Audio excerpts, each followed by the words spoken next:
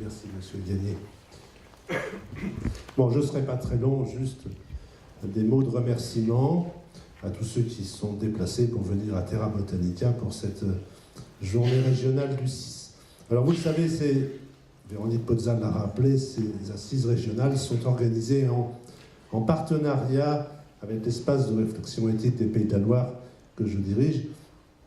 Ce n'est pas du tout le fruit du hasard, cette collaboration est fondée sur les valeurs communes que nous partageons et il n'y a pas de grande surprise à nous voir réunis autour de cette thématique.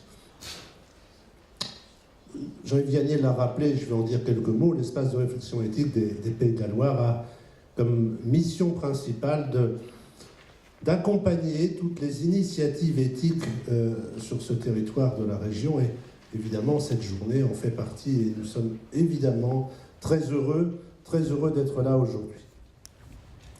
Alors le titre de la journée c'est Maladie chronique invalidante handicap, au pluriel handicap, et enjeux éthiques du vivre ensemble.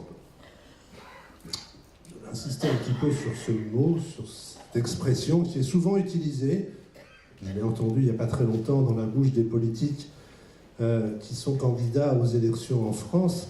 Le vivre ensemble, on va lui donner un petit peu de sens, en tout cas dans l'esprit que je voudrais décrire avec vous aujourd'hui. Je vous propose d'être ensemble sans cesser d'être soi-même, refuser la stigmatisation et l'exclusion et être capable de se transformer collectivement. Alors, si le respect des droits de la personne, qu'elle soit malade ou en situation de handicap, est un principe évidemment fondamental, à titre personnel, je suis convaincu que la réflexion éthique est aussi un levier important pour la construction et le développement de ce vivre ensemble. Et que ce soit dans les établissements ou à domicile, les professionnels sont régulièrement confrontés à des situations qui interrogent leur pratique professionnelle et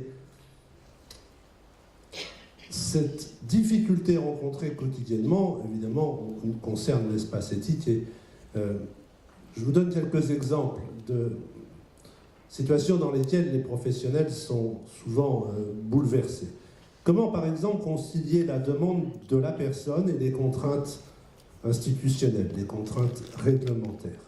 On parlait de l'autonomie tout à l'heure. Et comment concilier le respect de l'autonomie due à la personne, malade ou en situation de handicap, et la responsabilité du soignant ou de l'aidant? Comment concilier l'impératif de protection de la personne et sa liberté? Toutes ces questions complexes, les professionnels les rencontrent et il est important qu'on puisse collectivement apporter des réponses adaptées.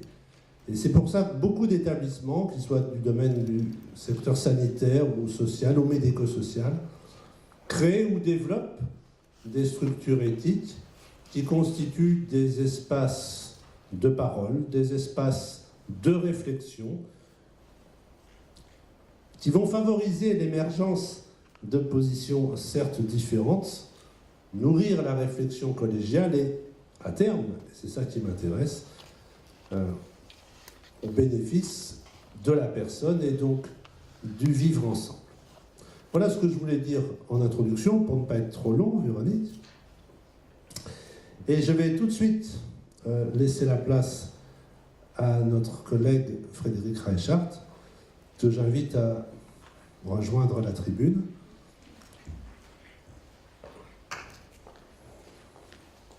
Je vous laisse le micro, Charles. Voilà, merci beaucoup.